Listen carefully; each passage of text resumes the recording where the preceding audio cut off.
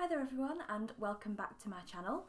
So spooky season is well and truly upon us and I am so excited to share with you some must-read books for autumn and just the spooky season in general. Now obviously these books you can read all year round, but I just feel like sometimes it's nice to have a bit of a theme to what you're reading. So I've basically just gone through my book collection and just picked out some spooky books that I really enjoy.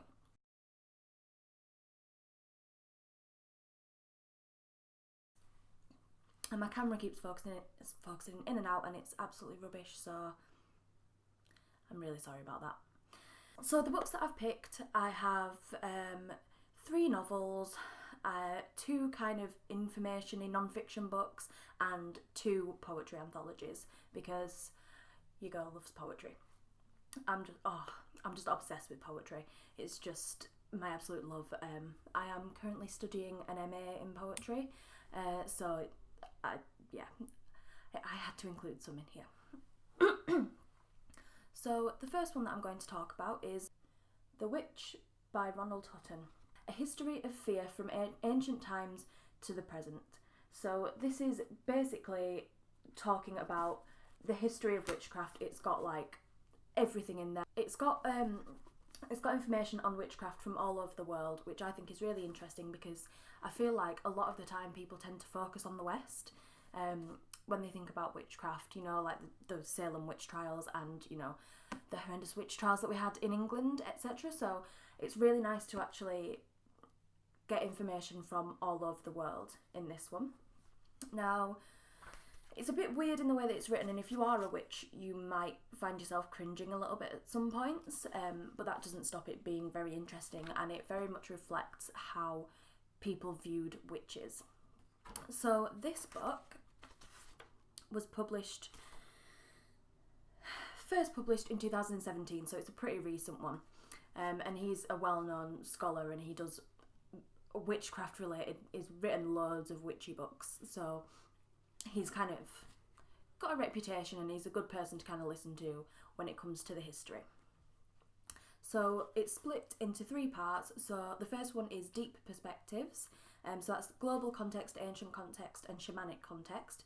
Then we've got Continental Perspectives, so that's ceremonial magic and how it's tied to Egypt, which is really interesting. The Hosts of the Night, what the Middle Ages made of the witch, which is kind of the big time, you know, the Middle Ages, medieval witchcraft is again something that's like one of the main periods that people like to study and that people are interested in. And then part 3 is British Perspectives, so witches and fairies, witches and Celticity, and witches and animals, which is just so interesting, and being, you know, British myself, it's obviously that resonates with me a lot. So that is one. If you are interested in the history of witchcraft, that is good to read. So the second book isn't about witchcraft, but because Samhain and Halloween are all about death and the veil between worlds becoming thinner, sometimes it's, you know, appropriate to read some death literature. So this one here is From Here to Eternity by Caitlin Doughty, Travelling the World to Find the Good Death.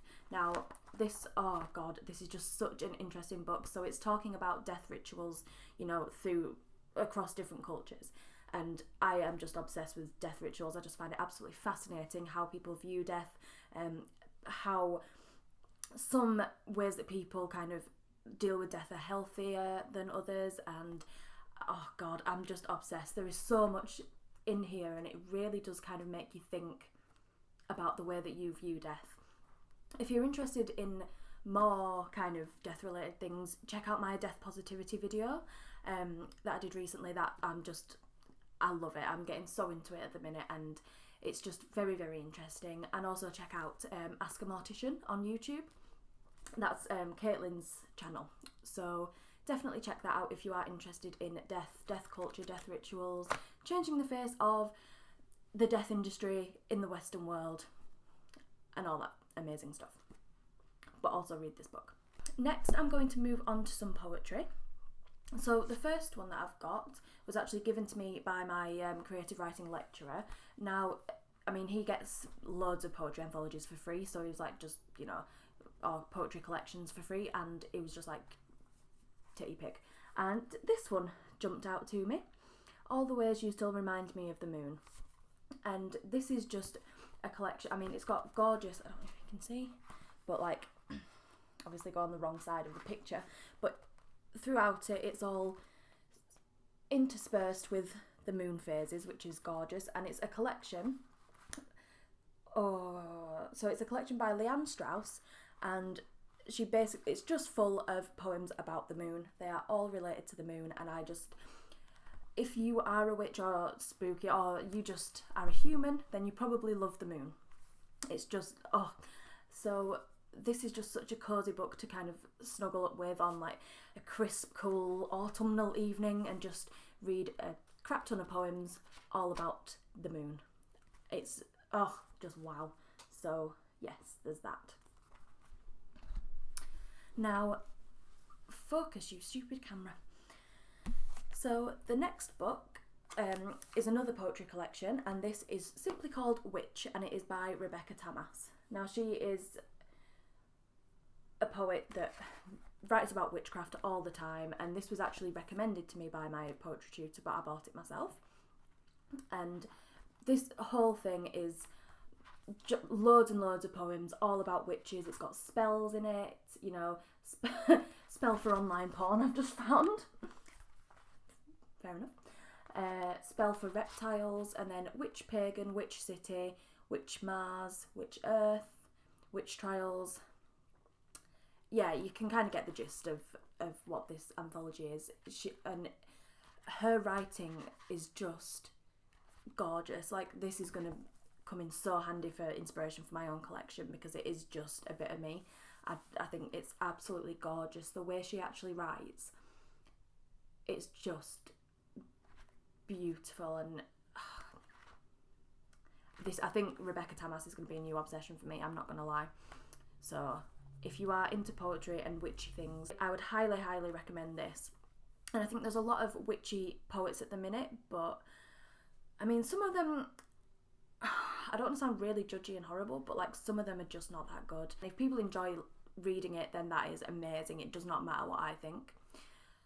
But to me, Rebecca Tamas is an incredibly gifted, skilled, wonderful poet, and she writes about the exact kind of things that I'm into, so there's that. So now we're going to move on to novels, which is really exciting. So the first one I've got is a classic, and it kind of doesn't necessarily fit in with the theme, but I think personally that it does. So it is Wuthering Heights by Emily Bronte. And it has been my favourite novel of all time since I first read it, probably when I was about 15. And I mean, I grew up on Haworth Moor, well, very close to Haworth Moor. So the Brontes have been in my life since I was born. I am completely obsessed with them, but Emily has always been my favourite because she's a bit elusive. She's probably the most interesting, probably because we know the least about her. She only wrote one novel. Emily, another amazing... Come on, focus. And Emily is another amazing poet. She's just absolutely fantastic. She's just another insanely skilled poet. But Wuthering Heights is so dark and so kind of raw and visceral. And the wind and the wutheringness of the moors just perfectly. I mean, it's the most gorgeous at this time of year. So to me, Wuthering Heights will always be an autumn book because it's the time where the moors just shines. It's got that bleakness. It's got that kind of slightly depressing but very alive feeling. So I'll read you the blurb of Wuthering Heights. So... Lockwood, the new tenant of Thrushcross Grange on the bleak Yorkshire moors, is forced to seek shelter one night at Wuthering Heights, the home of his landlord. There he discovers the history of the tempestuous events that took place years before, of the intense passion between the foundling Heathcliff and Catherine Earnshaw, and her betrayal of him as Heathcliff's bitterness and vengeance is now visited upon the next generation. Their innocent heirs must struggle to escape the legacy of the past. So if you haven't read this, oh my god, you just have to. Or if you have read it, then reread it, because I just opened it up the other day and just started reading, and honestly I couldn't put it down. It's just perfect. And even people who don't really like, you know, my dad's read it and he doesn't really read, like he wouldn't just sit down and pick up a novel, but he's read it and he absolutely loved it. So definitely check this out. And speaking of the Brontes, so last year was Emily Bronte's bicentenary, and we had a bunch of events up at the Bronte Parsonage Museum. So these final two books that I'm going to show you, the authors Beth Underdown and Katherine Clements were actually there, you know, in conversation as an event, and they were both just so lovely and wonderful, and they are amazing writers. The second one you'll probably have heard of, but I'm not sure about the first. So that is Katherine Clements, and it is The Coffin Path, which is just, I mean, look at the cover. I don't really need to say much more, do I?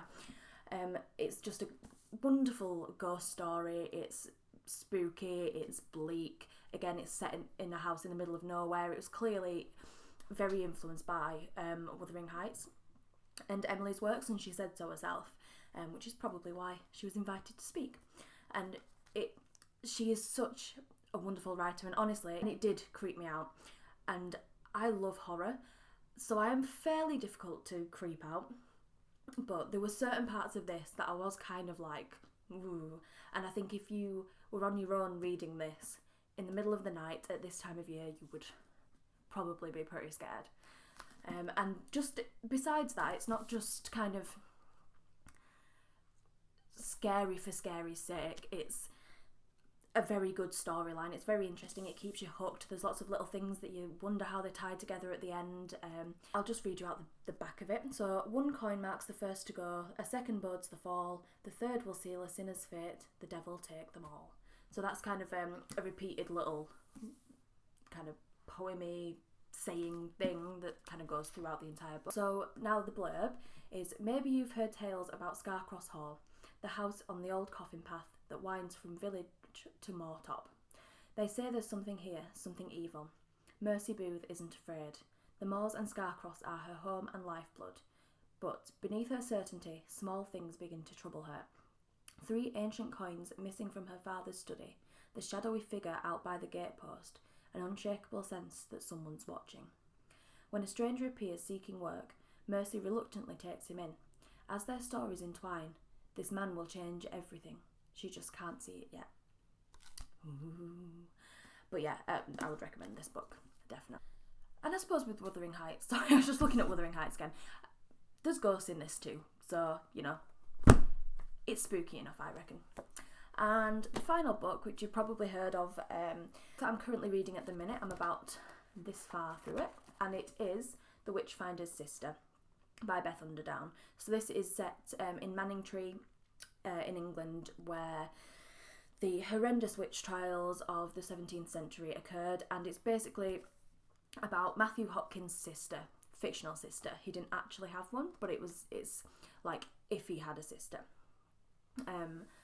And how she kind of deals with what Matthew Hopkins, the Witchfinder General, ends up doing. And I am absolutely loving this book so far. I just can't put it down. Beth Underdown is just such an amazing writer. Like, her writing style is just, some books are easy to read but they're crap, and some books are clearly well written but it's a chore. To me, the perfect writer is someone that is easy to read but it's very well written, and this is what Beth is. And she's a lovely and hilarious person as well. So, oh my god, if you haven't read this book, do. It's one of those that I've been meaning to read for years and I've just never got round to it. I bought it at the event that Beth was speaking at, and still never got round to reading it because other things got in the way. But now that I've actually taken the plunge, I am so glad, because oh my god, it is just incredible and perfect for the spooky season. So I'll read you the blurb of this one too. 1645, when Alice Hopkins' husband dies tragically, she returns to Manningtree, the small Essex town where her brother Matthew still lives. But home is no longer a place of safety. Whispers are spreading of witchcraft and the terrible fate awaiting the women accused. And at the heart of it all stands just one man. To what lengths will Matthew's obsession drive him? And what choice will Alice make when she finds herself at the very heart of his plan? Ooh. Oh God, so good, so good. So thank you so much for watching, and please leave your recommendations for spooky books in the description below, and I shall speak to you again very soon. Bye.